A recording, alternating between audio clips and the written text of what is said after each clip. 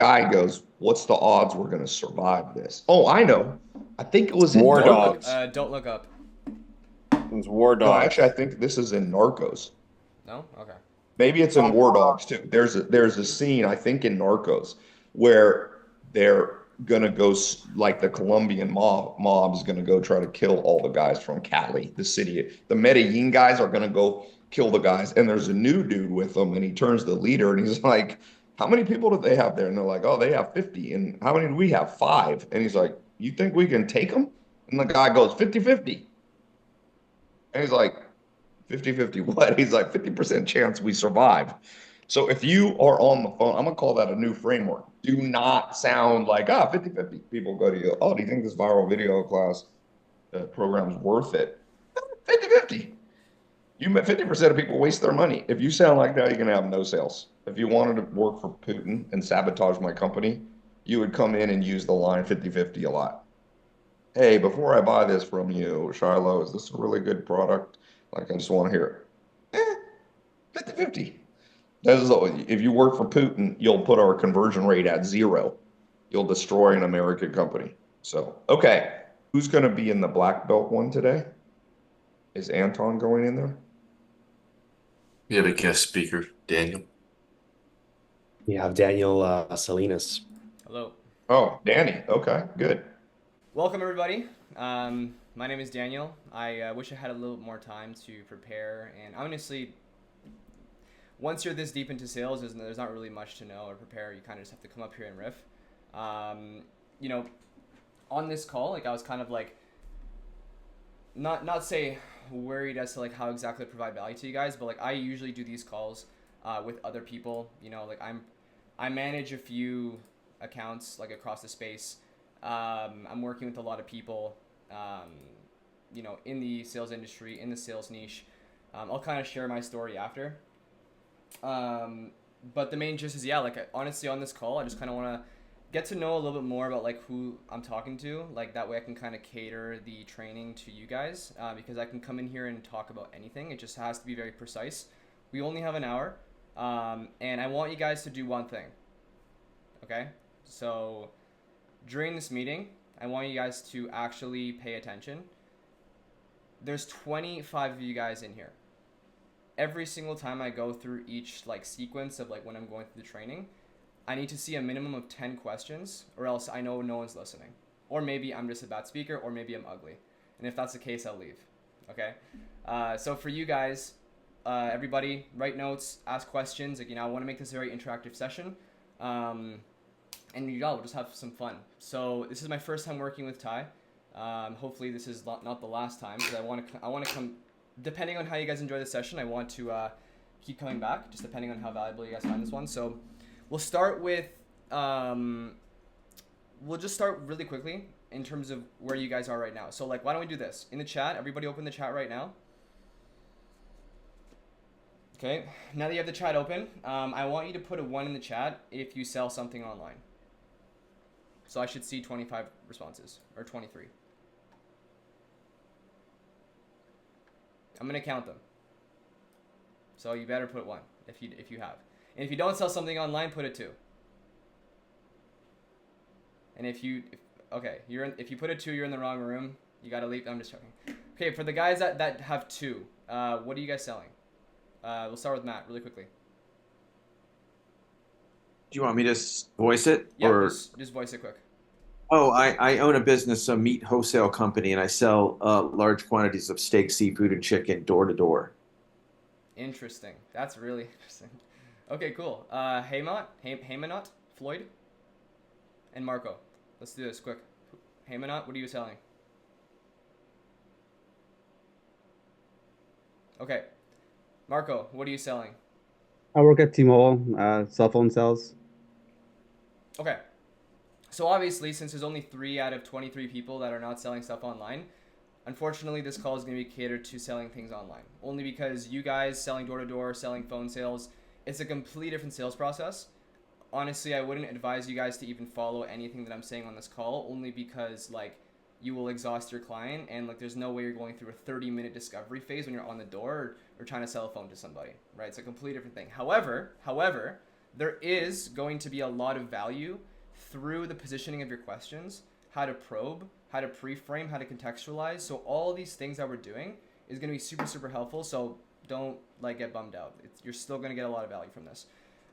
So we'll just start with this. So core premise, we're going to talk about pre-handling objections. Okay, a lot of sales coaches and a lot of people online, they love to talk about handling objections. They love to throw reframes. They love to throw, here's how you handle this, here's how you handle that. Okay, but guys, let me tell you something. All that stuff isn't like, if you are getting objections at the end of your calls, you are not a good sales rep. Okay? I'll explain why in a second, but you have to have that belief. Oh my God. To be honest, like now that I'm in this mode, like there's so many things I can talk about, and I want to do a Q&A after and like answer you guys' questions, but yeah, like my brain is now like in riff mode. So if I go off topic, someone just step in and let me know. Okay, so why pre-handling matters? Because pre-handling will melt 15 to 20 minutes off your calls if you're doing them on Zoom. I hope you are. If you're not doing them on Zoom, please get out from your under the rock where you are right now and get on Zoom. Okay, this is where you need to take your phone calls or your Zoom calls. Okay, if you're an appointment setter, you're obviously taking phones on the phone, but like you're going to be eventually setting them to closer. And just for context, this works for both appointment setting and closing. It's not just for closing, because pre-handling and discovery is all the same thing.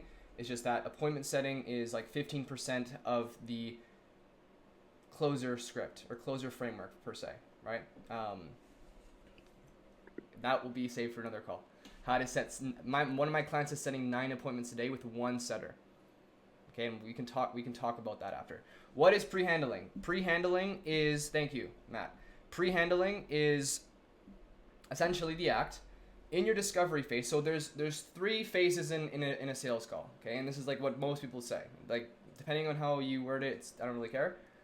Discovery, which is like you're qualifying the prospect or like understanding the prospect's pain, their goal, etc., etc. That's number 1. Number 2 is pitch, and then number 3 is objection close, right? That's like the general frame of the call. Now, pre-handling is all done before the pitch, okay? Like in essence, pre-handling is framing your questions to actually shift someone's belief or shift someone's mindset or shift someone's predispositioned position or I guess belief. This whole thing is going to be about beliefs, guys, by the way. Shifting someone's predisposition belief to not be the same person they are before you pitch them. Because the reason why 90% of people get objections is because they don't handle the belief shifting before the pitch. And if you do that, you build a lot more rapport. You're able to save a lot of time in the objections because you're able to re-loop. You're able to hold them accountable. You're able to like point out things that they said in the sales call. And most importantly, it does a much better job of saving time because you don't want to like deal with like really stupid logistical excuse bullshit objections at the end of the call. Like handle them at the top of the call because like you don't want to get them at the end because it's like you already pitched. Now it's like the person's scared. They got sticker shock. They're trying to get off the call. You're like pre-handling them and it's like, it's not good. So before I move on, does that make sense? Okay, so what did I say earlier about questions? Before we move on to the next phase, which I'm going to show you the entire framework, I want to answer one question from the crowd. Does anyone have any questions? I've got one. So when you're doing the pre-handling of objections, would you rather, I guess, start it out when you're opening the call, kind of like setting standards, as in like, if there's someone who's supposed to be here, could you throw them on right now, or would you rather do that in the discovery phase? So yeah, in the discovery, that's framing. That's more of a frame, and I'll show you guys how to set a frame. Yeah, good question. I'll take one more because that was like not really a question. But it was good though. I appreciate you for coming up, man. We'll do the next question. Just someone turn their camera on. I'm not gonna look in the chat. What would you say is the best? Wait, hold on. If you're gonna ask a question, you have to turn on your camera. Sure. What would you say is the best information to gather during pre-handling? We're gonna get into that now. Okay, so I think we're all ready to go into the next phase. All right. So number 2 or number 3, I guess, because the first one is my introduction. Oh, I didn't even show you guys my client wins. Fuck. Okay, I'll save that for later. Anyways, my client, really quickly, they've used this process system in the last 2 weeks. Literally ramped them up right away. I have a really cool setup. I'm not gonna upsell you guys or pitch you in anything on this call, but my clients are freaking crushing it. One of my clients, Ping, owns a real estate offer where he helps Canadians invest in the States. He's closing $6,000 or $9,000 PIFs like every single day. In the last 3 days, he's collected 21,000 contract rev, and like I would say like 17%, 17K cash collected. The other 5K is coming in like 2 days. And then I think today they have 3 2-call closes, which they're gonna all line up and close, and it's fucking crazy. So anyways, we'll move on to the next part. Miro board walkthrough. So we're gonna talk about, well, I'll just show you guys the proof here. That way you guys don't think I'm lying. So this is the first one, right? The first one from Monday. This one is Tuesday. This one is yesterday. And then today there's 2 9800s and 1 6800 coming in. This is going to be a record month. He's one closer. He's literally one closer on our team of 3. So, and like all of our closers are basically closing the same as him. So like almost 200K cash collected per rep. All right. So let's dive in. Also, this is my Instagram if you guys want to follow me. All right. So essentially, let's talk about the sales call process to answer AJ Dumoulin's question about what to gather from this. Now, look, I don't want to I don't want to, how do I make this work? So, we only have an hour, and we need to talk about pre-handling. But with pre-handling comes good discovery. It's like with great power comes great responsibility, right? You can't ask pre-handling questions if you're not using your discovery framework properly. It's like trying to build a castle on sand. Right? Like you need to have a strong foundation. So we'll just run through the frame really quickly. We'll do a little role play with 1 or 2 people in different industries. Maybe not the meat packing guy, because I don't know how I would do that. But we'll start. So this is the entire sales call.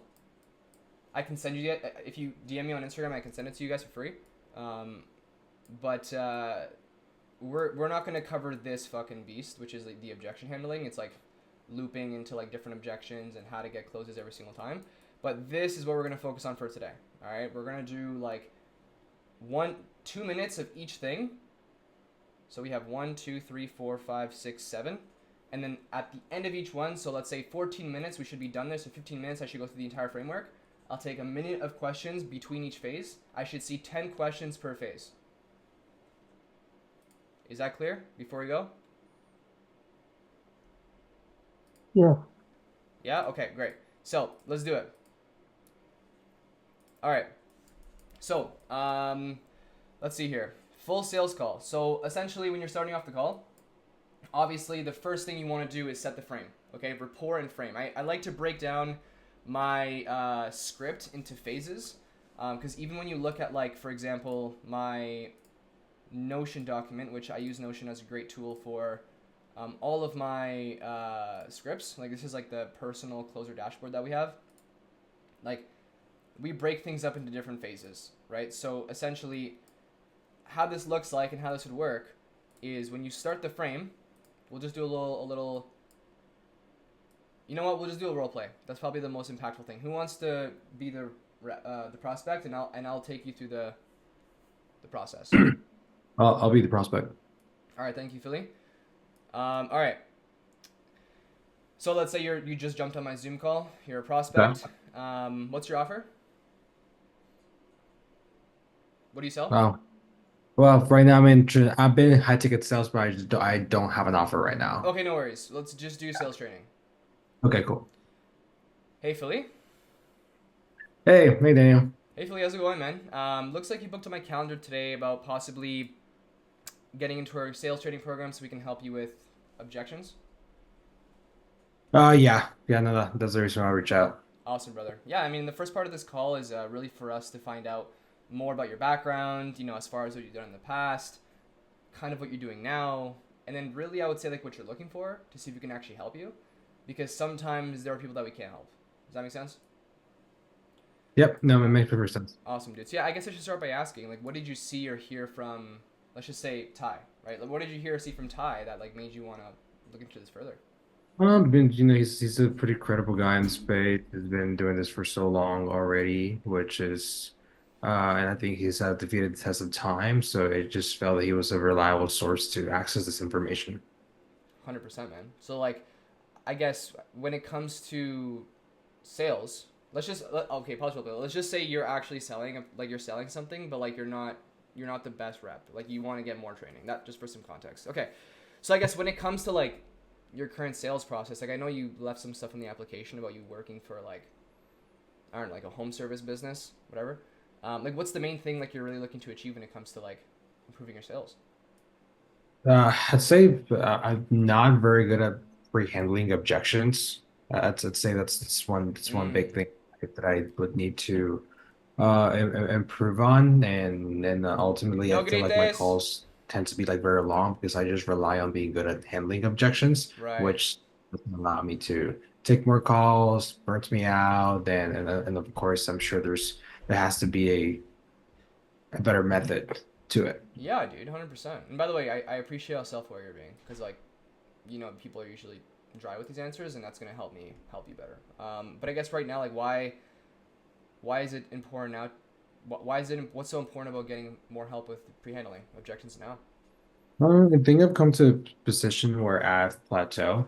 I feel that I am just at specific level that I've been already for far too long. So this is my way of finding ways to just break through that next level now. Totally hear you. Totally hear you, man. Like like I know, for most people, because people have different issues, they value things differently. Like, what do you feel like you could use the most help on, or what do you feel like is the biggest challenge when it comes to pre-handling objections? Let's say really connected in a way where sounds very organic. Because my biggest mental roadblock is the fact that every single time I try to do a properly preemptive objection, that you could, at least from myself, maybe this might be mental, I don't know. I feel like it sounds too obvious that I'm trying to pre-handle the objection. Where Oh, as okay. opposed to going through a conversation, they kind of led for me to ask in those pre-handling objections. Okay. I'm starting to get it. Because again, we speak to so many different reps, and they have different sales processes, right? It's not all the same. Mhm. Um, but I guess with what you just explained, like with what you're saying, because like, you sound pretty self-aware. Like, I mean, you don't sound completely lost. I mean, what makes you feel like with how you're currently pre-handling objections and objection handling that makes you feel like it makes it feel harder than it should be? It makes you feel like you could use more help. Think is that's aspect of self-awareness. I'm very good at putting myself not only in my position, but other people's position just because of that quality that I have a self-awareness that allows me to see, okay, I don't really feel that this is how, in other words, if I don't feel it's been delivered properly, it means the other person is not feeling the same way. Mm, got it. Got it. Okay, so like we're just gonna pause there because I don't want to keep on going. I just want to take a little chill pill, like let it marinate because obviously like if we keep going, people are gonna get lost. So okay, let me just explain what happened, and I'm gonna share my screen while I explain. But by the way, Philly, appreciate you for doing that on. For the next person who wants to come on with me, like, get ready. Um, so what happened was this: in the rapport frame, like, we touched about his goals. We talked about a tangible problem. We talked about an experience. These three things that we have to do are the most important parts of the sales call. Okay, they're important, and you need to hit them. Okay, because someone can't just hop on your call and be like, "Oh, like I just saw an ad and I clicked on it." When you ask why, what did you see specifically? You need to ask them. Oh, okay, got it. I mean, sure, like 100%, like that's how you got on the call. But like, what did you see or hear from Tai specifically that made you feel like this is what you want to do, right? So you need to get the freaking juice out of them. The problem with most sales reps is that they take shit for surface level, and this also works for meat packing people that sell phones. Like, it doesn't matter what you sell, because here's the reality, and it's something you have to understand. This is something that one of my mentors, Cole Gordon, taught me, and Jeremy Lee Minor also. Anyways, you have to put yourself in the position, no matter how inexperienced you think you are, no matter how young you seem on the phone, no matter how ugly you are, the person's on the call with you for a reason. Okay? They're in a lot of pain. They're in a lot of pain. Even if they don't feel like they are. Because a lot of people aren't self-aware.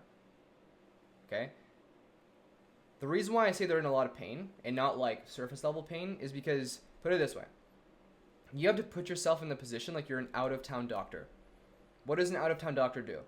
When someone comes in with a broken leg, is the doctor showing them testimonials and showing them like who they've helped and like his degree and like his thesis? Like is he doing that? Can someone answer? No. Right? No. Does that make sense? Like is a doctor doing that? Yes or no? No, Okay. Why? but because you're already there, he already saw that before going there. Because your leg is broken, right? Yeah. You need someone to help. You'll freaking go to a veterinarian. You'll go to like Walmart and work at you'll find someone to do it. Like you just need to fix your broken leg. So all you're doing, especially in your questioning, especially at the top of this call, because if you fuck up this part of the call, you're gonna mess up pre-handling. Because pre-handling is a pretty heavy topic, and we're gonna get into it in 2 minutes. But that you have to put yourself in the position like an out-of-town doctor. Someone comes into your office with a broken leg, you're asking them what's going on with them. What made them realize that they had a broken leg? Okay? Why do they feel like they have a broken leg? What experience or what situation made them aware that they have a broken leg? Why is it important for them to fix a broken leg? What did they see or hear from their body that made them aware that they had a broken leg? Right? That's all you're asking. And then obviously everything below this gets a little bit deeper because this is just the frame, guys. This part that Philly? Yeah. Okay, Philly and I just went through is just the frame. We're setting the frame. Without this, you can't do anything. Okay? So, does that make sense? One's in the chat? Yeah. Yeah? Okay. If that's clear, I'm not going to take any questions. But if you want to ask a dire question, you can. Just know we have to still move on. So does anyone have, I'll answer one question, but it has to be a question regarding this, not the next thing. One question. Somebody. Frame. Finding the tangible experiences. Because these three are the most important thing, right? When you're here, you're finding the tangible. So what makes you feel like you could use the most help on when it comes to your sales training or your pre-handling? You're finding a tangible problem. Someone's not telling you, oh, I just want to make more money. No, it's like, what's the challenge? And then from here, it's what is the experience that shaped your belief that you felt like you needed more help? So does anyone have any questions before we move on to exploratory phase 1? So would you say you're looking for their pain point? Yeah, yes, very briefly, because we re-loop to that stuff in pre-handling.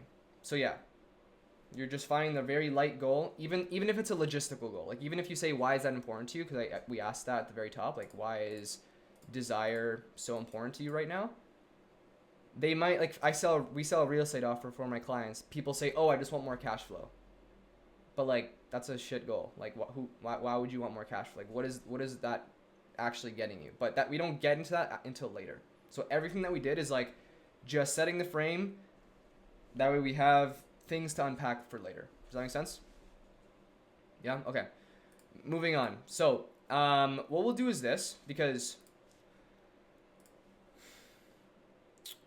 there's no problem here. The thing that breaks up into here that you guys are not, I don't want you guys to confuse yourself in this part. I break up the script in 3 ways. As you can see, 1, 2, 3. We have biz op. So if you're selling how to make money or how to make more money or how to preserve your wealth or anything that has to do with a business opportunity, biz op. Normal is selling sales training to a sales rep. Biz op is selling placement opportunities and sales training for new people to become new sales reps. That's a biz op. Okay? And then advanced is normal. Same thing, same concept, already established people. But this time it's for people that are making a lot of money, they're already in a good position, which we're not really going to cover on this call because it might not apply to everybody. So we're just going to cover these two. They're generally the same. There's literally 3 questions you have to ask to be able to move into the first phase of pre-handling, which I want to do in 5 minutes because we only have 30 minutes left. Okay, so before we go into the 3 branches or the 2 branches here, we have to start with the exploratory phase number 1. So what I like to do here, it depends on what you sell, and you kind of have to make this a little bit custom.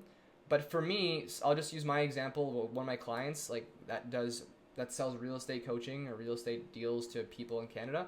We speak to a lot of people that, you know, are experienced. So we technically go through normal, okay? But let's say for like Philly's example, you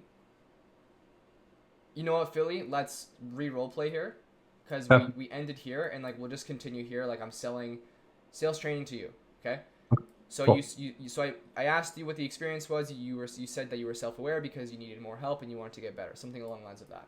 So then I said, Yeah, okay, that's interesting, got it. Like, I mean, what are you currently using for pre-handling that's causing you to feel whatever you just said earlier? just following, just watching content online from Miner, from Hermosi, just from the guys that I follow in space. Oh, That's don't tell me you're like a YouTube guy. yeah. I mean, I watch quite a bit of YouTube. That's what I'm watching most of the time. I Oh already watch man. TV like that. Oh man, don't tell that to Ty. He'll rip you a new one if you say that to him. Okay, never. No, I'll ignore you said that. Okay, I'm just joking. I'm just pulling your leg. How long have you been a YouTube guy for? Like, how long have you been looking at free shit or free stuff? Sorry. Probably I say more recently, the past 3 months. 3 months. Yeah, that I've done more of that pre-handling objections for other. I mean, there was other trainings that I had before, but I focus more on other stuff, so not necessarily in pre-handling objections. Okay. And then I could move on here because you kind of already answered this. But again, you always want to stay curious, even if you think that the prospect already answered your question. Still ask it because you're infinitely curious. It's like you can't assume it. Although you know the answer, like you have to assume like every answer is going to be different. Okay, well, I mean, Philly, like that's totally cool. But like, what caused you to what caused you to just look on YouTube? Like, what caused you to do it in that way? Like, why not anything else? I'd say that's probably the first. I think it's the more mechanical first step to take when you're looking for information. See how that looks like, see what's out there, kind of explore, Mm-hmm. you know? Okay, pause role play. So that's really important. Just like how we were asking questions in the frame, we were gathering bits of information to reloop later for pre-handling, right? Mm. What you just said when I asked you what caused you to do it that way, you said something that I know is going to come up later in the call. You said, "Oh, it's just the first step, the first mechanical way to whatever the hell you said."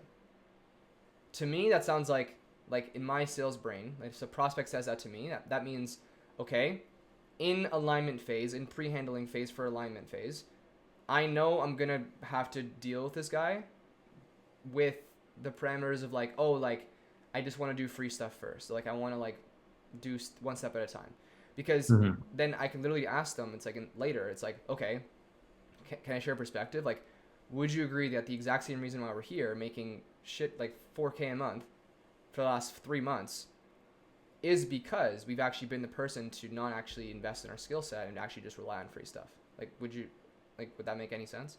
And I'll show you guys how to do that. But like, that's why setting the frame is so important, because you're going to catch things at the top of the call. You'll honestly know if someone's going to close just in the first 5 questions.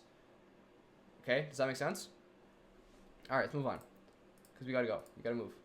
All right. I'm not gonna do BizOp for today's call. I'm sorry for you BizOp people, but honestly, it's not that different. Like the 3 questions that I would have asked for BizOp is like, okay, like if Philly was a completely new guy, works in construction, and he wants to get into sales, I would have been like, oh yeah, no worries, man. It's like, what do you do for a living now? It's causing you to reach out, and then he answers that. How long have you been doing that type of work for? And then just to gauge their interest, to see if it's actually serious for them. And is this more of like a cash on the side thing, or do you want to make this full time? Right, so we're not going to get into that because that's like, I don't think, I mean, I would say you could, like, you could still use normal for people that are brand new, but you can't use biz op for people that are experienced.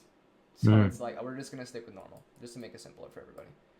If you want this access, again, DM me on Instagram, and I'll send it to you guys for free. Well, I have to repackage it because this is my internal training, so you guys can have this one. I'm sorry. All right, so let me just start here again. You know what, Philly, I like you. Let's just keep on going because you're in my flow. I don't want to have to retrain somebody else. All right. All right. So now we're in exploratory phase 2. This is the last phase before we go into pre-handling, which is pre-handling 1, pre-handling 2, pre-handling 3, and then pre-handling 4 before we go into the pitch. Okay? So let's do it. By the way, before I dive in, is everybody following me? Like, am I teaching this properly? Do you guys have any feedback on my teaching style? Like, are you guys absorbing this information? Or no? I find Not it at all. really good and it's building it all. Who is completely lost? I'll be honest, I just started today with all of this, so I'm learning new vocabulary and just everything that you're pitching. So I'll message you on Instagram for what you're showing. But hold on, before I move on though, like maybe there are other people that feel the same way. So whatever you're lost on, I'm sure there are like at least 5 people that feel the same way. So what are you lost on? Just if you would like, just keep going. I honestly, like I said, I don't have any sales experience as far as like high ticket sales. Yeah. So that's why You're a high ticket though. You're selling high ticket. I just started 3 months ago, but it's honestly it's I wouldn't even call it that because what you're talking about is completely. I'm selling trademark services for a company, so it's very easy to do that, but it's just high ticket because it's expensive. But everything you're talking about, I've never heard of. So this is all new, but it's great stuff. No worries, no worries. Okay, just keep going. Appreciate it. Yeah. What about people that are car sales or door to door? Nah, like this doesn't really work for car sales because car sales is very predatorial sales. Like it has nothing to do with like shifting someone's belief to change their life if they're buying a car. You know, the car kind of sells itself. So it has to do with how nice the dealer is, like the dealership, the one you sell at, and how well you're able to appeal to someone's like lifestyle. And I do have trainings that cover that, but I just don't get paid enough to do that. So like I don't do it. And then, but your question is like more normal or biz op, like normal. You can kind of use normal. Like a lot of the stuff that we're doing, you're gonna recognize that you can actually use a lot of the stuff. It's just probing, like it's like you're asking a question, you're just getting a little bit deeper, right? That's all the premise is here. It's not like I'm not showing you guys how to, like, you know, it's very simple stuff, at least to me. Wait, what was the question that you asked that made me say, oh, it was just like the first mechanism of going on YouTube and okay, yeah, because you said when I asked you what caused you to like go on YouTube, and you were like, oh, because like that is the first mechanism of learning something, but that is a belief because a belief is, by the way, this is huge learning moment here. Okay, this is gonna bleed into what we're gonna talk about in a minute. If you understand this, then everything else will make sense. Beliefs are what kill your sales. Beliefs are what objections are. People think that objections. Well, okay, objections are a big scary monster, okay? They are. They're like a big waddling monster. You know, imagine like those like things from Star Wars that are like super tall and like have those big legs and like, I don't know if there's any Star Wars people in this room, but like, you know, those big things that have like freaking like legs and they're fucking huge, right? People think that the way that you kill that robot or that thing is by blowing up the head, right? But anybody in here who knows, how do you actually kill that thing? How do you disable it? Does anybody know? Legs. Yeah. Kill the operator. Those wires. Yeah, you have to tie the legs up because it gets stuck and it can't move and then it just like falls over, right? That's the exact same thing on how you handle objections. A lot of people handle objections or pre-handle. It's like, oh, I need to think about it. And they're like, you can't afford to not think about it. That's hitting the head. You have to tie the legs. Now, the legs are the belief. Because a belief is formed, ready? A belief is formed through an experience. Oh, my friend got scammed once online. Therefore, I don't trust sales coaching. Or I don't believe in going a step ahead of YouTube.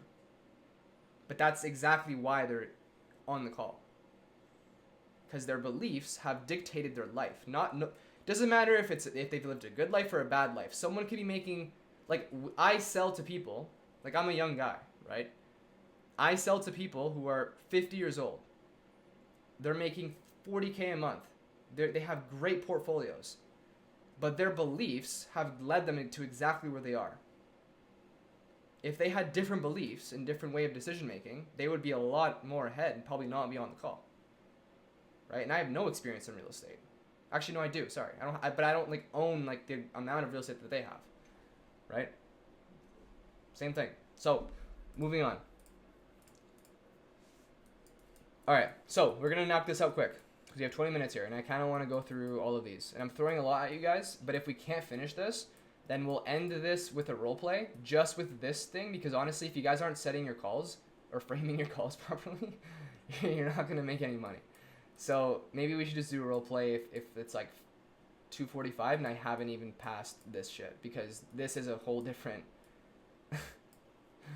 Yeah, we might have to do a second call, James.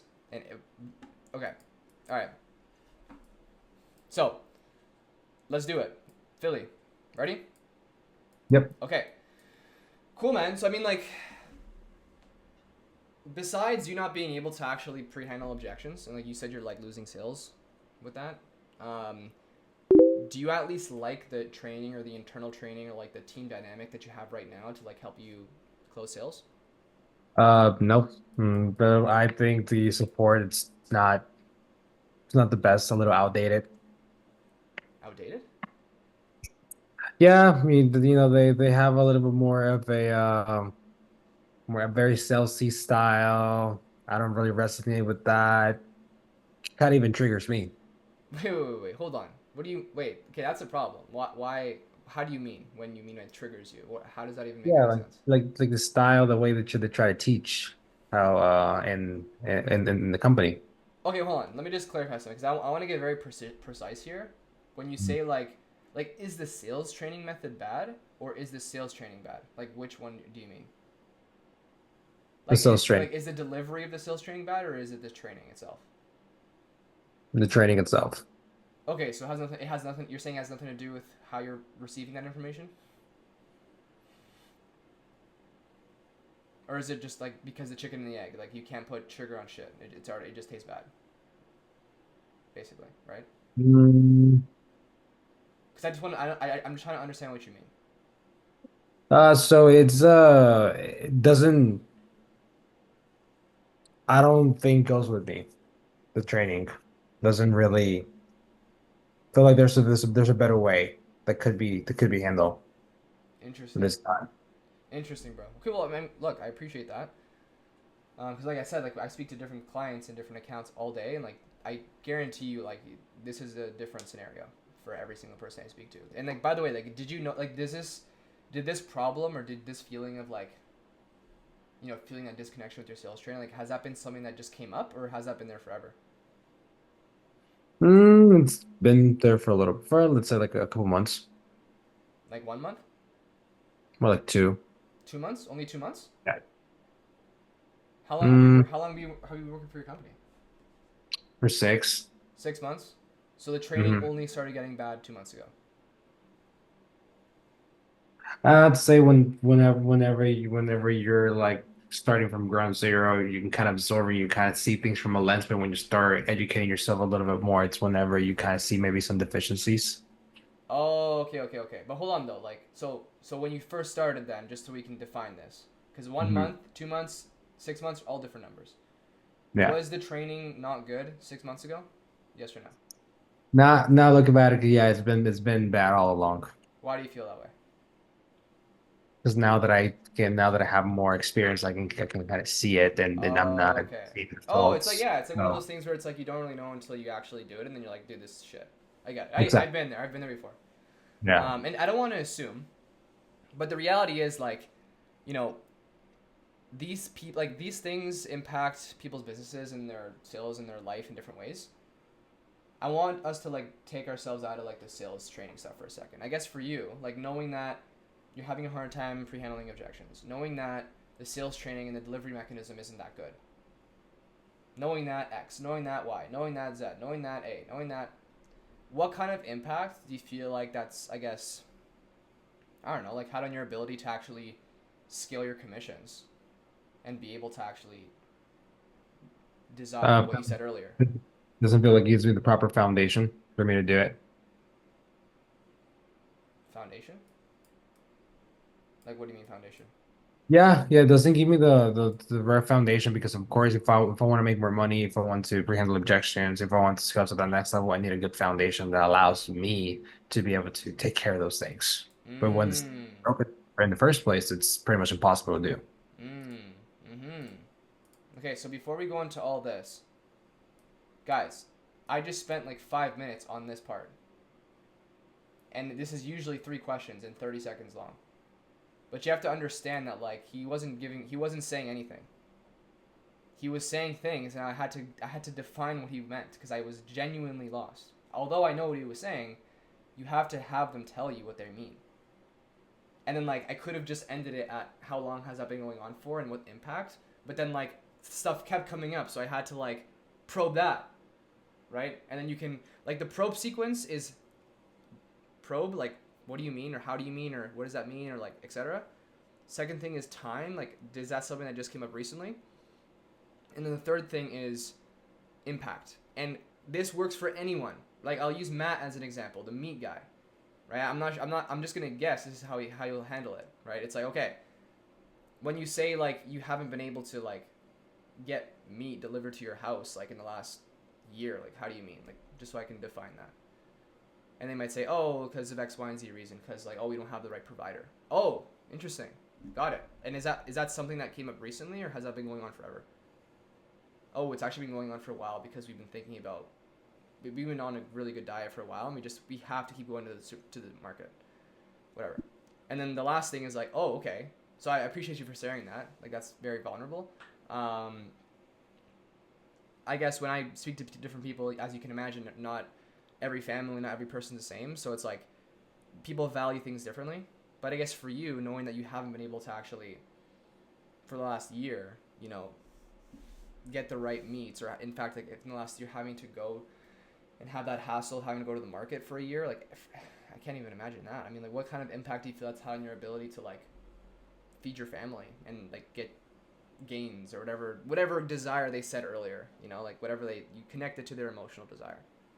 For Philly, it was like, I think he said like he wanted to like scale. I actually wasn't listening, but you just tie the desire, right? So does that help, Matt, for you? Yeah, definitely. It's a different kind of sales that I have, but I push different points. But yeah. Because here's the thing, like those probe time impact has nothing to do with the framework. It's just it's a necessary thing that you have to do when you are asking questions, because you can't just have like a checklist of questions when you're on a door, or have a checklist of questions when you're on Zoom and like hit every one and then move on, right? Because if I did that with Philly, I wouldn't have understood when he meant, like if it was 2 months or 6 months, what foundation meant. I wouldn't have understood all this stuff, right? And for you, it's like you, like Matt knocking door to door, it's like, or I'm not sure, yeah, you said door to door. So you need to actually understand why it's important for somebody to get meat and how long that's been happening and what impact it's had on their ability to do X, Y, and Z. Because if you don't, it's like, if you don't do that, guys, what happens is, we're not even going to get to the pre-handling on this call. What happens is you're not creating a big enough gap. Okay? Like you always hear the word gap selling and all the gurus throw it around, but like they don't actually know how to define it themselves. Because they've never sold in their life. Creating a gap isn't asking somebody what they're doing right now and then comparing it to their desire, because like that's not really a gap. Fuck. I don't want to keep on riffing for this. Like we can maybe save this for another time. Because like that is going into pre-handling, which is like the last step of pre-handling, which is like the thing that you do to like paint the picture of their desire. And then instead of comparing it to their current situation, you're comparing it to what happens if you don't achieve that goal. What does your life look like at that point? And then they're like, oh, fuck, like if I don't make 10K a month in commissions in the next 3 months or in the next year, like my wife's gonna divorce me. I'm not gonna be able to be a present father. I'm not gonna be able to take our kids to Disneyland whenever I want. Damn, you know? And then it's like you have this like mountain of gap that you can just build on, right? But a lot of sales reps, they do the opposite. They start with the goals. They ask them what they want to do. They give them a very logistical goal. Oh, I want to make more money. I want to increase my commissions. But like, why do you want to do that? Okay, now that we understand why, what is the consequence or what is the opposite of that? What happens if you don't achieve that? What does life look like at that point? What would your family think about you? Oh, you mentioned, you know, traveling the world with your kids and being able to give to charity. Like, I mean, like what happens if you're not able to do that? Like, how would you feel? So it's all about creating that emotional conviction and then having them tell you at the end before you pitch is, okay, are you willing to settle that for that reality? No. Okay, that's all I need to hear. So, do you feel like now is the time for a change? Yes. And then you pitch. Right? Everybody in this room, guys, I want you to know, this took me 2 years to learn. And the standard in every company that I've worked with in the last 2 years didn't have that at all. They didn't even know what probing meant. I want to stop and ask if you guys have any questions. We do have 10 more minutes. I want to hear what you guys want from me because I can obviously sit here and talk about anything. Put a 1 in the chat. I'm going to give you 2 options. Hear the options first and then we'll do a poll. Put a 1 in the chat if you want me to talk about mindsets of the frame, like of the sales call, like what you have to have. And this can be like a general thing. It's like, it can talk about how to show up on calls, how to not take shit from people, how to like the psychology of closing, you know? Or do you guys want me to talk about like we can just role play the scenarios above that we just did. One for the first one, 2 for the second one in the chat.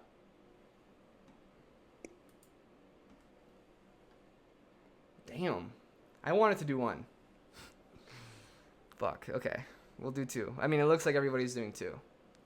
Oh, wait. It's getting close. There's 22 of you. There's 29 people in this call. I should at least see 27 responses. There's like, for the people that joined late, 1 in the chat if you want to hear mindsets that help me close 30K a month. Mindsets that you need to have in your brain before you take on any call.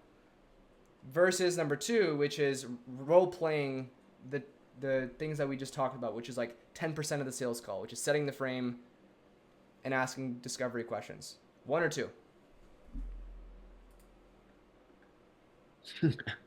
Ones are coming. Fuck. Okay, we need a count. We need a counter because I don't know how we're gonna do this. I'll count the ones. Okay, I'll count the 2s. We need more counters in case I mess this up because I'm kind of dyslexic. So we need 2. We need 1 person for 2, 1 person for 1.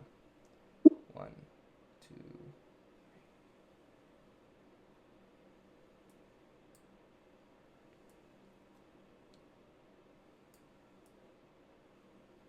I got 14 ones.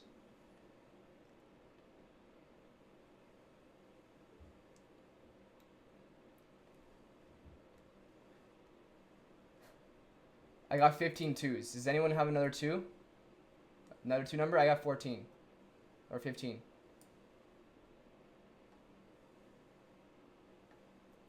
Or is there like a way you can do a poll? By the way, like who am I? James? Are you in this call? Like, do these guys have to go at a certain time? If they gotta go, they gotta go, but you're free to keep going. Oh, great. What time is it? Okay, before we do, I think we're probably gonna do the role plays. I think that's what everybody. Ha! Wait. Ah, damn. Okay, shit. We'll do 2.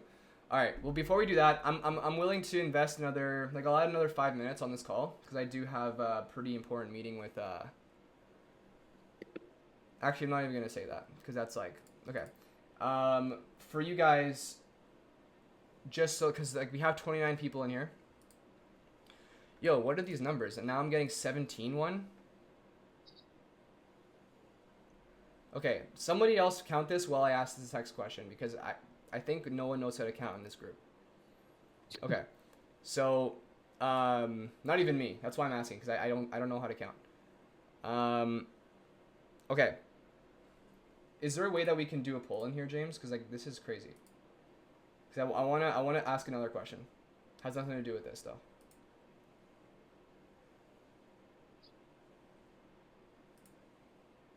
We have shifted to one. Like the question I want to ask? Or okay, you know what? Forget it. I'm gonna Hey James, you sent that to me in a private message, just so you know. Nice. Thanks. Okay, so here's what we're gonna do, guys. Before we go into the role plays, that's what you guys want, or I think you guys want. I wanted to see. So there's 29 people in here, minus myself, minus James, minus and Antonios. So there should be 26 replies in this chat. Everybody, open their chat right now. This is completely different from what we've been doing. If you guys want me to come back next week to talk about pre-handling, which was actually what we were supposed to talk about in today's call, but we didn't, and then come back for objections for another time, put one in the chat.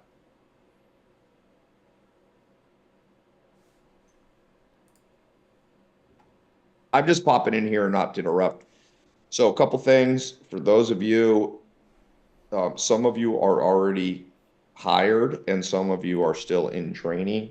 Get through the training. I need y'all to get certified so you know how to, because I need sales guys. I was just on the phone. I'm having to bring in outside sales agencies to fill the gap. So I think I can handle 150. If today I can snap my figures, I can onboard another 150 salespeople on the low end. So get through the certification. Is everybody have the app downloaded? Yes. Go through the materials, start posting questions for me in the tribe. There's a sales tribe.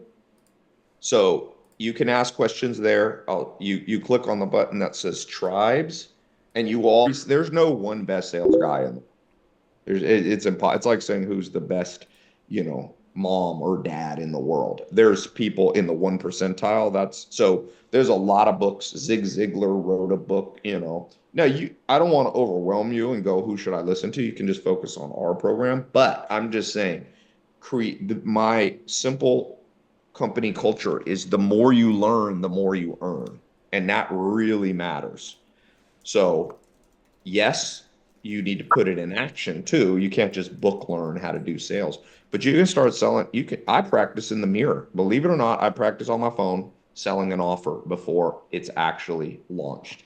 So I was just in room 13 with my C-suite role playing this new credit funding product that we're rolling out, and they'll pay all day because at the end of the day, you could be doing everything right in your life, eating right, sleeping right, exercise right. If your water sucks like it does in America, it fucks up your whole metabolism essentially. So if I was a salesperson for Voss, I'd tell that intriguing hook story that by the way, it might sound weird that this is just tap water. And maybe you think you don't want to drink tap water, but the tap water in Bergen, Norway has been tested. It's better than any filtered water in the United States. Also, they're very smart. This is glass. Every one of these companies is selling you plastic water and you're getting microplastics. Harvard's finding microplastics in humans' hearts. You do not want and the Harvard scientists are like, fuck, this is bad. Male fertility, sperm count is going down. Women's fertility, it's getting into your uterus. It's reproductive. Maybe they think it can have a little bit to do with rise of autism, other things. Obviously, that's multifactorial, but so anyway, you all hear me practicing selling. So selling is a lifestyle, not a job.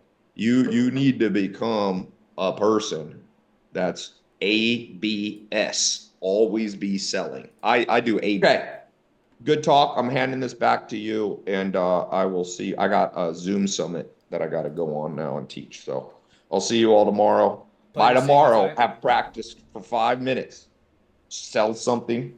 This Whoop, this Aura ring, this T-shirt, sell things, everything you see, and then with sales, it is realistic that somebody with no experience can become a six-figure earner. And remember, in America, if you make $400,000 a year, okay, you're in the 1 percentile of America. Okay. You're also in the 99.99 of the world. So you don't even have to make 400. I'm just saying, I know some of you want to make $50 trillion. That's fine. My point is, sales is one of the only things that I know that can take some of you and get rid of your financial problems. Because when I started in sales in 2001, door to door selling health insurance, I was sleeping on a couch in a mobile home. I didn't even have a home. I was sleeping in a mobile home. Okay. I had no car, no suit. I had $47 in my bank account.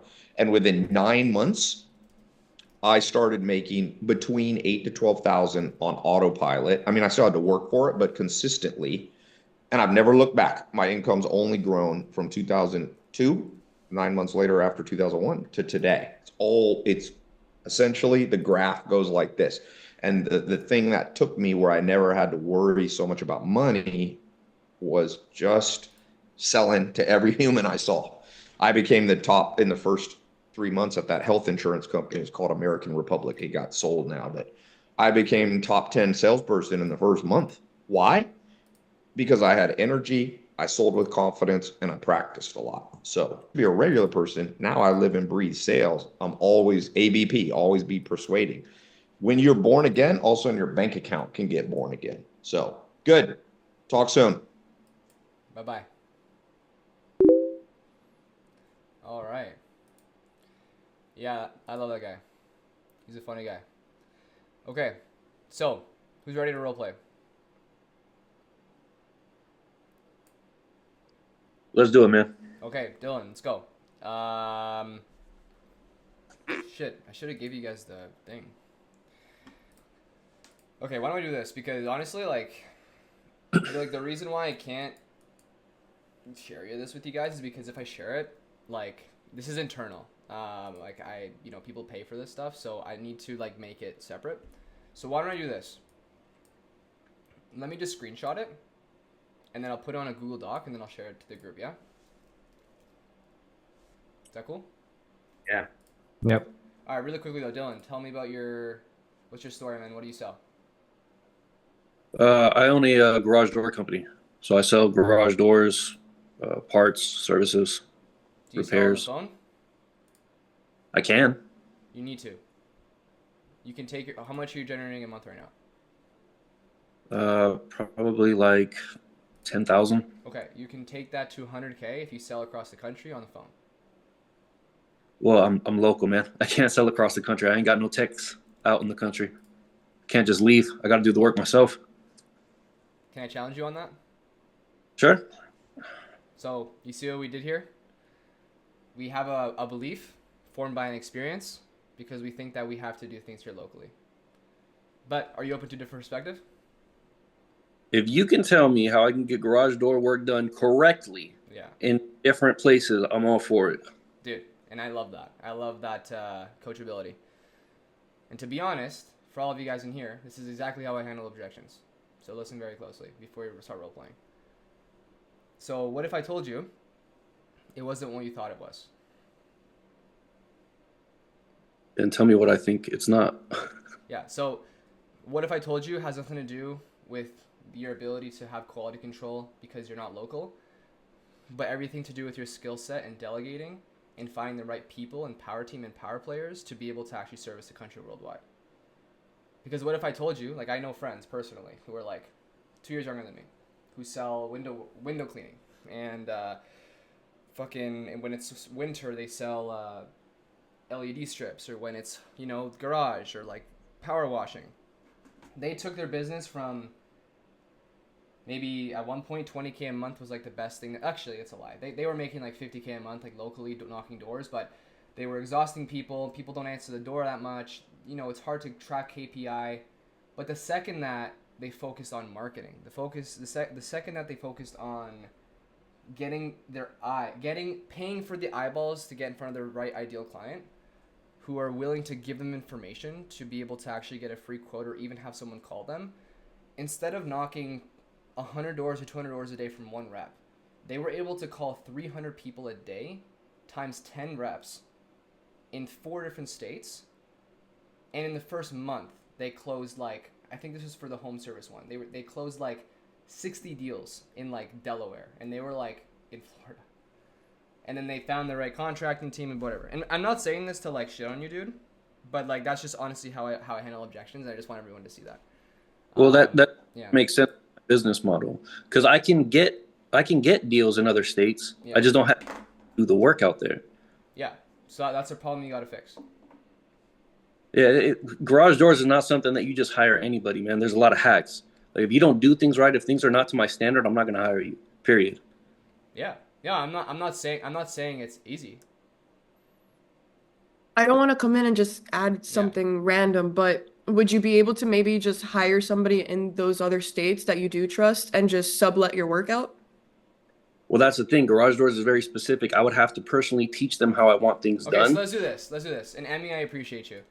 No worries, sorry. I love the initiative. I love the initiative here. Okay, so I'm talking to somebody. Let's say I'm selling home service business scaling, because I've also worked with people who sell not garage doors, but they were selling siding and panels. So it's like, you know, you have to get on a ladder and like. And I also know people that were selling doors. So not garage doors, but doors. Okay, but it's the same concept. Like you still have to get a technician and whatever the hell. Maybe the job is a little longer, but since you're selling garage doors, you're able to charge a lot more. Would you agree? Selling a door is a lot harder than to sell. Sorry, fulfilling a garage door is a lot harder to install a side panel on your roof, right, or on your side on your house, right? And I'm assuming it costs more money, right? To get the garage door, to get someone to install it, like it costs more money to fulfill that than anything else, right? Yeah, you could say that. So would that mean you're able to also charge premium prices? I do, yes. Okay. So yeah, and dude, I totally hear what you're saying. I get that like it's hard to find the right people. But again, like I'll just talk to you as if I was selling someone in home service. So if there's anybody in home service, which I'm sure there are, put a 1 in the chat if you sell home service or like lead generation or like scaling small businesses. Does anybody sell that in here? 1 in the chat. Hello? Anyone? Nobody? Really? That's hard to believe because that's a huge industry. If you're not in that, you need to start. Okay, but it doesn't matter because you handle objections all the same way. And this is also pre-handling too. So this is like a segue into our session next week that James and Antonios will set that up for me. Can I say something? Yeah. Is it Val? Am I saying that correct? Sorry? The gentleman who was just talking Dylan? about the doors. Dylan? He was talking. I just wanted to make sure I was saying his name correctly. Yeah. I used to work for a company where there was a gentleman who had knowledge on one particular area. He wanted other people to be outsourced in different states. So he would host these kinds of meetings or dinners. He would teach them what he knew, and they all came and paid him to learn what he knew. And then he'd send them back out. And he already had a team that he had established that helped them to create business, to get business, and then they all worked as a network together. Can I just interject? I'm so sorry. I would love to like, honestly, if you guys want to exchange information after you can, but we are limited. No, absolutely. I was just kind of going along with what you said. Yeah, no, 100%. Like if you guys have solutions, do it offline because like I just want to use this call for people that want to learn how to handle the objection. Because again, like, and this is for everybody on the call, the reason why we're not at the level that we are, the reason why we're not closing deals, and the reason why you guys are even in Tai Lopez's program is because one way or another, you guys all have beliefs that have been formed through an experience that are not allowing you to actually make the money you want. Because the reality is, the way that we handle objections, not only is it the word tracks, not only is it like how we talk, not only is it how we reframe, that's super important, but the other part of that has everything to do as your person, as your lifestyle. Like if I was selling fitness coaching, if I was fat, would I make money? No. Unless I was a big body coach, which there are, and they make money. But like, if I'm trying to help women lose weight, or if I'm a man trying to help men lose weight and I'm fat, how are they going to ever trust me? Same thing with objections. The reason why we're not getting people to buy with us on the door, the reason why we're in a sales training program, the reason why all of you guys in here are struggling to close, I'm not saying struggling, but the reason why you guys aren't the level that you want to be at is because one way or another, you guys aren't the type of people that you need to be. And that's something that I learned last year. The reality is, guys, sales is a lifestyle. You don't get to close deals, $9,000 in one call, from a surgeon that makes 10 times more money than you if you're the type of guy that has limiting beliefs. Because how are you ever going to hold that standard to them? Does that make sense? So before we go on to Dylan's thing, I just want to make that clear. The reason why we're not closing deals is because we aren't the person we need to be. Which means what? We got to get to the gym. We got to go for runs. We got to eat cleaner. We got to remove all the bullshit and the excuses in our brain to become the type of people to influence people's decision making, to be able to make decisions on a call with you. Because sure, it's a scary decision. But if you're not the type of guy to do that, then you're not making any money. I'm sorry. Right? So that was my riff. Right? And that's why I love doing these trainings, because I see people come into these calls, like especially like when I'm working with other clients. And I love when people challenge me. I love it. Like, it's like the best part of this entire job. And that's why I quit being a sales rep almost like 6 months ago to do this full time. Because I love shifting people's behavior and their beliefs to help them make more money. And then seeing them actually get off of the calls and like feel like a different person is like the best feeling ever. So if any of you guys want to become a sales coach, do it, because it's the best job in the world. Okay, back to Dylan. Okay. We're not even going to talk about the how hard it is to install stuff. And the reason why we're doing this role play, because this is technically role play time, is because I want to show you guys how I am positioning my questions. Because this also, like, if you really think about it,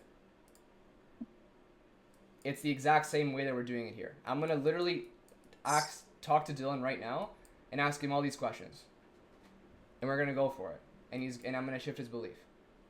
So do we have to stay on the garage? I don't need help in garage door sales. I sell garage doors all day long. I'm a very good garage door salesman. So I've only been doing this for about 2 months. I literally just quit my job and started my own business. Yeah. And I'm a month. Like, all I'm doing is scaling. So the reason I'm even in Tai Lopez's thing is because I want to learn how to sell online his courses. So if we can shift to that, because that's what I want. We can totally do that. We can totally do that. That's not a problem. I just, like, with anything, right? Like, the way you do one thing is the way you do everything. Like, I can't have you continuing on this call having the mindset that you have. And although it's like, it might sound like not like a good thing, dude, to be honest, like, sorry? What mindset is that? We'll move on. It's okay. It's okay, brother. I didn't come to this call to like challenge people directly or like try to offend anyone. It's just like, this was just a light exercise to, like, you know. I'm not offended. I'm just trying to see what you see. Yeah. Yeah. Are you open to that though? I'm open to all knowledge, man. Okay. Always. So that we can move on and talk about online sales. But by the way, this has to do with online sales. Okay.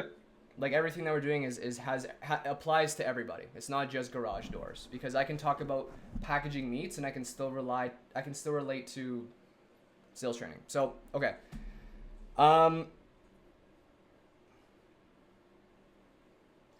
Okay, let's do this then. As far as the role plays do, Dylan, what do you want to sell? Like, what are you trying to sell? Like, online? Let's say that I'm selling this black belt course. Like, you want to be a closer for black belt? Sure. Okay, so here's what we're gonna do. I want you to be I want to be the prospect. I want you to be the closer. This interaction that we're gonna have, we're gonna do next week, because what we just did, that tobacco, whatever that word is alignment phase. That is the core of pre-handling, shifting someone's belief to make sure that they can do something because they have an experience, whatever. If I was selling Dylan on how to scale his garage business, I need to make sure that he's the type of guy to want to scale and not be afraid to scale, right? Because scaling is hard, right? So, but again, we're going to do that next week. For now, I want to just focus on the topic at hand, because if I role play into this, we're not gonna. No one's really gonna. It's not gonna land. So, Dylan, by the way, question, because I actually don't know much about black belt. Like, are you guys selling? Like, I'm assuming. Okay, Dylan, It's a if sales you're training program with placement okay, afterward. but when you start though, are you someone who's already a sales rep, or are you a complete like noob? I think it's Some are, some are not. Okay, so we're gonna do. Okay, what's the ratio though? Just so I know. I don't know. I'm 80 a 20. 80 80%, 20. 80 has are new. experience, 80 has experience, 20% are new. And when you say experience, like they've sold in an offer online before. They've sold something. Okay. Okay, so it would technically still be biz op then. It's not. It has nothing to do with. I mean, unless someone is literally a closer and then you're just like selling them on selling your stuff, that's not biz op, because business opportunity is selling a new thing to somebody, even if they've done it like in the realms. But since online sales is new, we're gonna do biz op. So, Dylan. Yes. What I'm gonna have you do is we're gonna go through just this. I want to go like through this with like three people. Okay. So what I'm gonna do, if you want to role play this, put one in the chat, and then you'll go next. Okay. I'll do order. So whoever's first after Dylan, you'll go. So Dylan, I want you to take me through hey name. My name is Daniel. All the way down to experience finding, which is okay. Blah, blah, blah. Ready? Yeah. Am I? You want me to read off this? Yeah. All right. I just need you to stop moving it because I have to. Yeah. Hold it right there for a second. Okay. Hey Daniel, it looks like you booked my calendar today about the black belt course. So you can. Hold on, this thing is covering it. So you can learn how to be a salesman. Yeah. Okay, perfect. So now the first part of this call is really more for us to find out more about your background, as far as what you've done in the past, kind of what you're doing now, and then really, I would say, what are you looking? What, did I read that right? Kind of what you're doing now, and then really, I would say what you're looking for to see if we could actually help you, because sometimes there are some people we can't help. Okay, pause roleplay. Good job. Everybody else that wants to roleplay, read this out loud when you're on mute, so that like you can read through it at least once or twice before we roleplay. Okay. It's really small on my phone, man. I apologize. No, dude, it's all good, bro. I can here. Let me zoom in. Let me zoom in so you can see it better. Okay. So we'll move on. I'll give you feedback after. I just want to see these things done. So we'll start. So you did everything. Let's do all of this now. Okay. Okay, I guess I should start by asking, what did you see or hear that made you want to look into this further? Oh, you know what? I saw Tai, and I remember seeing Tai from like 2009 with the brand new Lamborghini in his garage, and like I didn't know that he was doing like the sales training stuff, and I recognized that you guys are doing placement, and I've been looking to do online sales for a while, so I thought this is a pretty interesting opportunity, and I kind of want to know what you guys like have to offer. Awesome. Yeah, I saw that video too. It was one of his most popular videos. It's what got me interested in him as well. So when it comes to what you do, what's the main thing that you're really looking for to achieve? So, I mean, so the way that I would ask that question is, okay, so like when it comes to you trying to get into online sales, what's the main thing you're looking to achieve? So just re-ask that question. Oh, there's parentheses there. Like I said, bro, it's so small. All right, sorry. It's not you, it's my phone. It's all good, bro. So when it comes to looking how to sell, what's the main thing that what you do? So when it comes to, what'd you say? So when it comes to you trying to get into online sales, like what's the main thing you're looking to achieve? Yeah, so when it comes to you and online sales, what's the main thing you're really looking to achieve? I'm looking to leave my job, man. That's the main thing. That's the main gist. Okay, what makes you want to leave your job so bad? Pause roleplay. We're not there yet. That's later in the call. So just ask, why is that important now? Okay. Really, why is that more important right now? Oh, you know, man, like I'm working crazy hours. I work at a warehouse, and I honestly miss my kids. I wanna, yeah, not to get too deep into it, but that's just a general sense of it. Okay. And what do you feel like you could use the most help on when it comes to sales? I guess learning, because I have no idea. Never ever actually done a sales call in my life. I've never sold anything in my life, and I don't know where to start or even find jobs for that matter. Understood. And what makes you feel like you need help on that specifically? Because I've never done it. Okay, pause role play. So that's it, right? Obviously, there's a lot of feedback that I have, but I just want to say, good job, man. It's not easy to speak in front of, well, now 14 people, and we're gonna get better with every session that we do.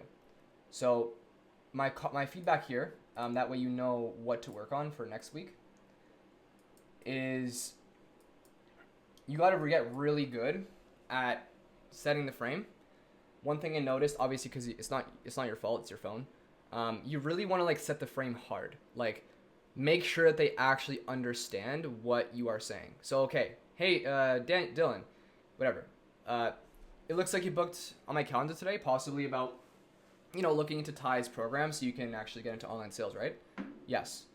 Okay. Yeah, no worries, man. And like the first part of this call is really for more like for us, I guess, like find out more about your background as far as what you've done in the past, and then kind of what you're doing now, and then really I would say like what you're looking for to see if we can actually help, because sometimes like there are people that we can't help, and you like that needs to be clear in their head, because that whole frame is like that's gonna allow them to be susceptible to your questioning, because if you don't set the frame right away, you're gonna ask them the next question, they're gonna be like, how is this related to anything? I just want to know your offer. Does that make sense? Yep. And then everything else, I would give feedback to everything else. You executed it just like it said on the script. I would just make it sound a little bit more chill, like more human, which I'll have someone else come on and try that right now. I want to do at least 2 more. Yeah, that's what weird for me, because I just want to talk to you like regular and not read a script. Yeah, you'll get it. You'll get there, man. But eventually, like, and one thing for everyone here, guys. One thing that like a lot of novice salespeople do or try to avoid is like not sounding bad. I mean, it's kind of contradictory. Like, you want to get better at sales, and so you don't want to sound bad, right? But the honest reality, guys, like your first 30 calls, okay, not 30, your first 10 calls are gonna be horrible. Like, you're gonna sound like a robot. You're gonna sound like you've never ever sold a thing in your life. You're gonna even refer to people as sir. Like, you're gonna sound so dumb, and it's okay. What we have to do as sales reps is hit the pavement really hard, because the faster you get feedback, the faster you improve. Okay? So who's next?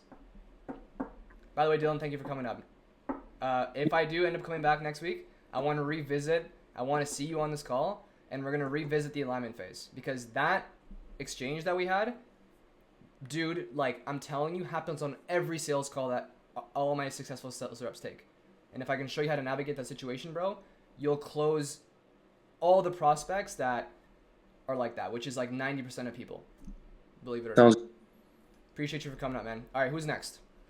By the way, before we continue, though, I didn't ask you guys, like, are you guys finding this helpful? Like, is this helpful at all? Yes. Thank you, Derek. Yes, Derek? Nobody else? Okay, cool. All right, at least Derek and Zaria. Okay, so nobody else found this helpful in this call. All right, cool. We'll move on.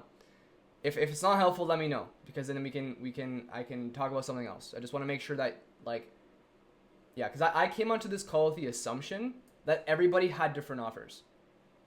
I didn't know that it was generally this. So it's like, but I mean, whatever. You have to kind of approach sales that way, because you can apply it to anything. Okay, so who's ready to go?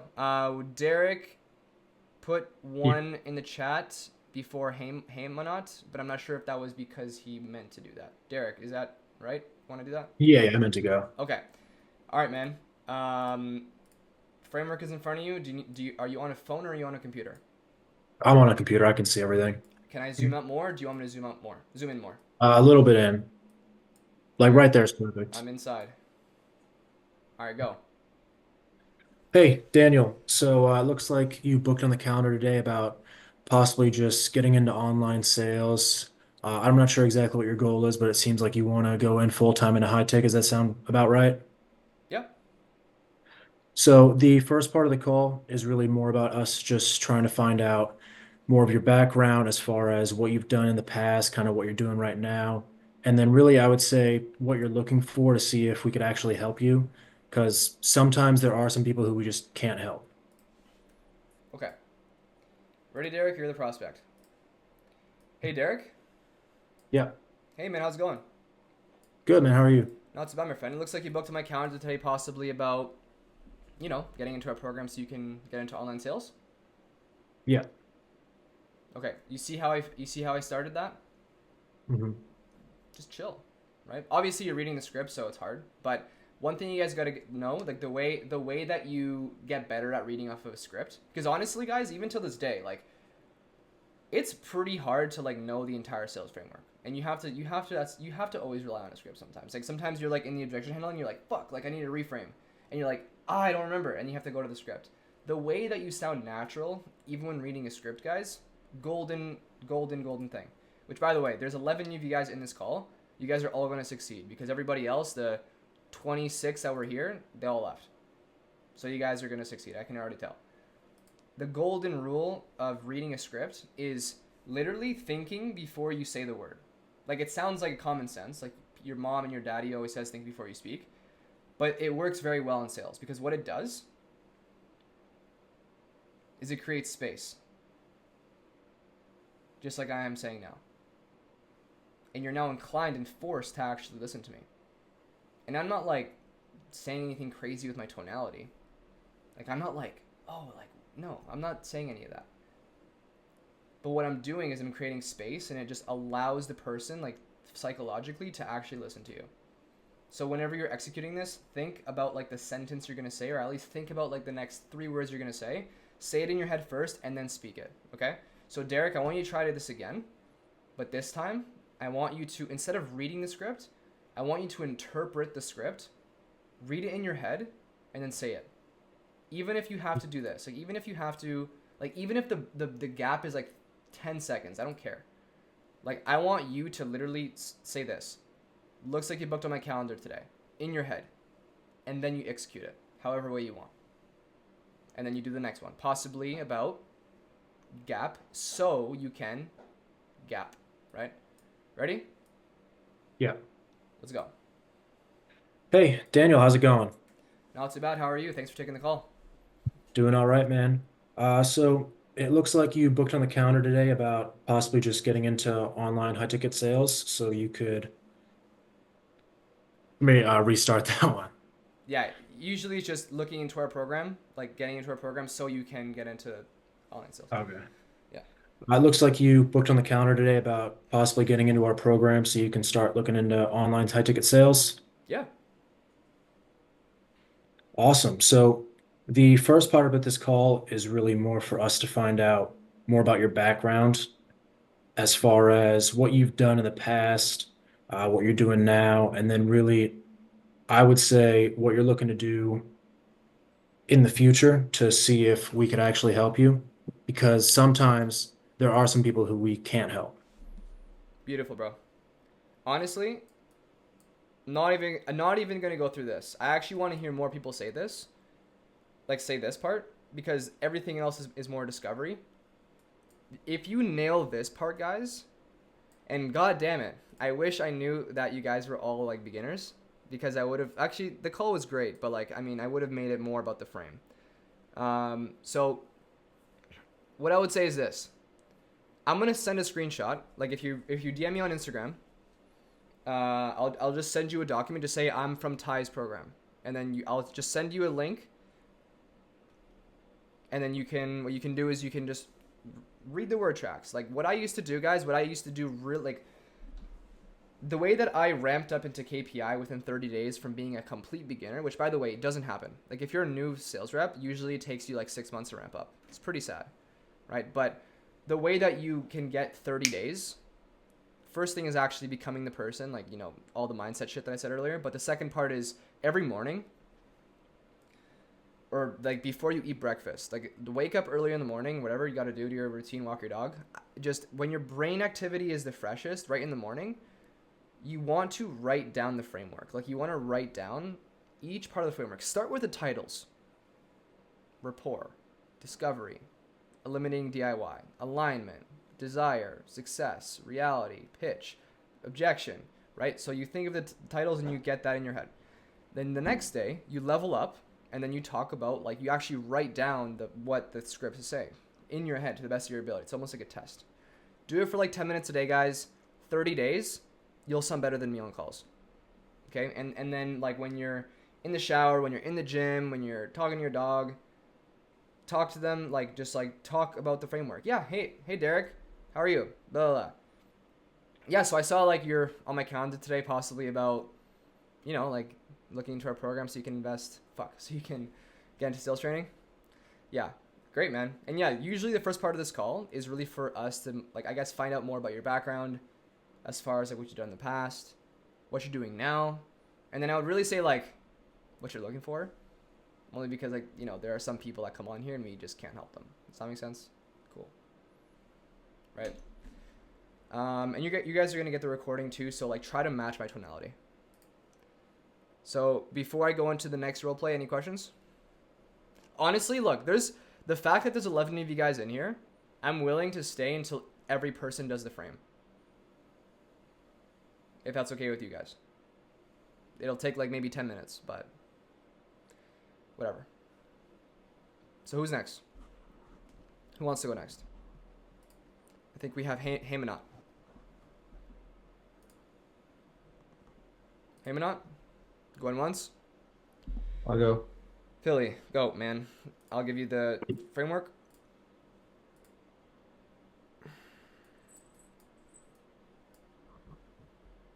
Hey, Daniel. What's up, man? Hey, so it looks like you booked on my calendar today about possibly getting into Ty's program regarding the alignment as well as getting into high ticket space. Yep. Does that sound right? Okay. Yeah, thanks for getting on the call. Yeah, of course. And normally the first part is mostly for me to kind of get a little bit more context about, you know, your background, what you've done in the past, what you're doing now. Just because, you know, sometimes there's some situations where we might not be able to help. It just kind of depends. Yeah, no worries, man. You know what I mean? You do what you gotta do. Okay, Exactly. boss. That was really good. The only thing that I have to say, though, like, the last part was phenomenally executed. Like, you sounded like you weren't even reading off of a script, which is great because you paused, you were kind of like giggling a little bit, and like sometimes smiling makes you sound better because when your face is like straight, it's so hard to like have emotion in your tonality. But if you're smiling, it's like, yeah, you know what, like, right? But the feedback that I have for you, man, and obviously it was your first attempt. We'll do it one more time. Okay.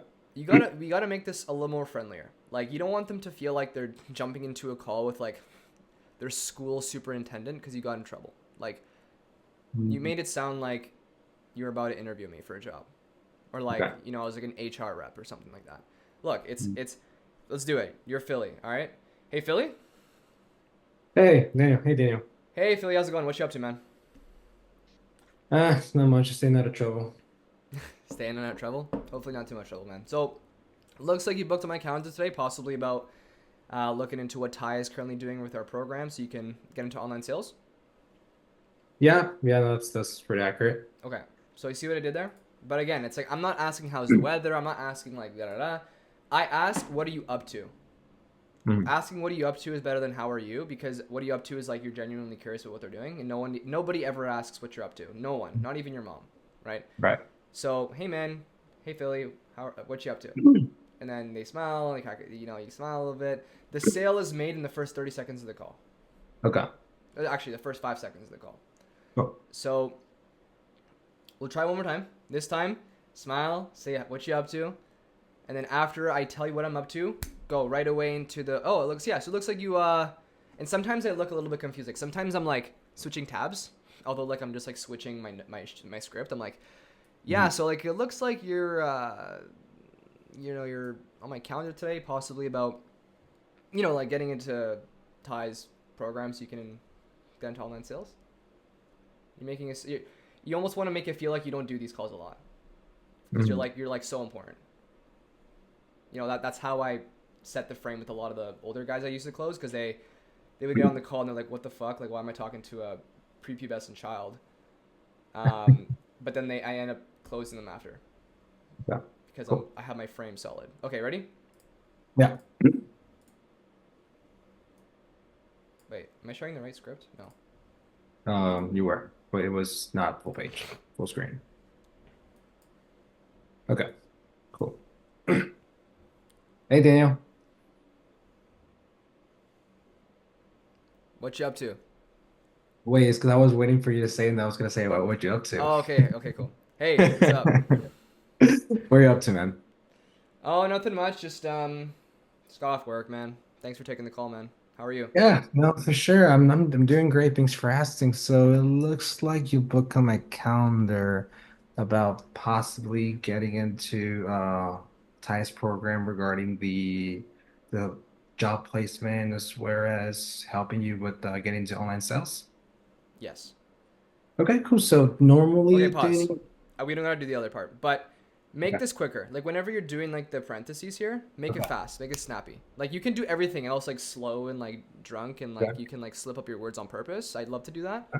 But this, it's called a pattern interrupt, because if you're constantly talking like this, you're never going to get anything. But if I talk like this, then I'm like, yeah, so you can get into the program, because sometimes there are people that we can't help. It's a pattern interrupt. Or you can do slow and fast, whatever way you want to do it. Okay. Last chance. Okay, because I want to hit everybody. All right. But dude, you're doing really good. Cool. Go for it. Hey, what are you up to, man? Oh, nothing much, man. I just dropped off my kids from school. How are you? Just being the boring guy, staying out of trouble. So it looks like you booked my calendar today about possibly getting into Ty's program regarding getting into online sales as well as a job placement. Yep. That sounds That's okay. I'm in the right place. Cool. So normally the first part is mostly for me to get a little bit more context and understanding about your background, what you've done in the past, what you're looking forward to do now, because there's some situations where we might not be able to help, if you know what I mean. Good. Okay, that was perfect. It just you forgot to say now the first part of this call.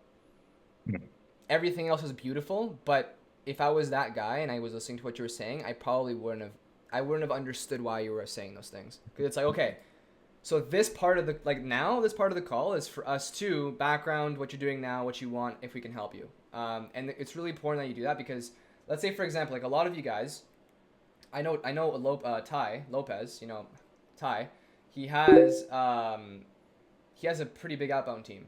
People opt in for his ads, people call him, I'm assuming, right? I'm not, if he doesn't have that, he should. Someone is calling them for set an appointment to the closer, and a lot of the times the setter's doing this exact thing. Okay? So when the setter sets the appointment for the closer, which is you guys, right? A lot of the times you set the frame like, so it looks like you booked on my calendar, blah, blah, blah. And then you say, yeah, so I know you spoke to Derek, and he kind of mentioned, you wanting to get into the program so you can get into online sales. Yeah. Okay, great. Okay, so now this call, because I know you spoke to Derek already, but this call is super tactical. Like, we just kind of want to get into like your background as far as you've done in the past, blah, blah, blah. Does that make sense? So again, frame is super, super important. Like, I don't really care about anything else that I talked about on this call.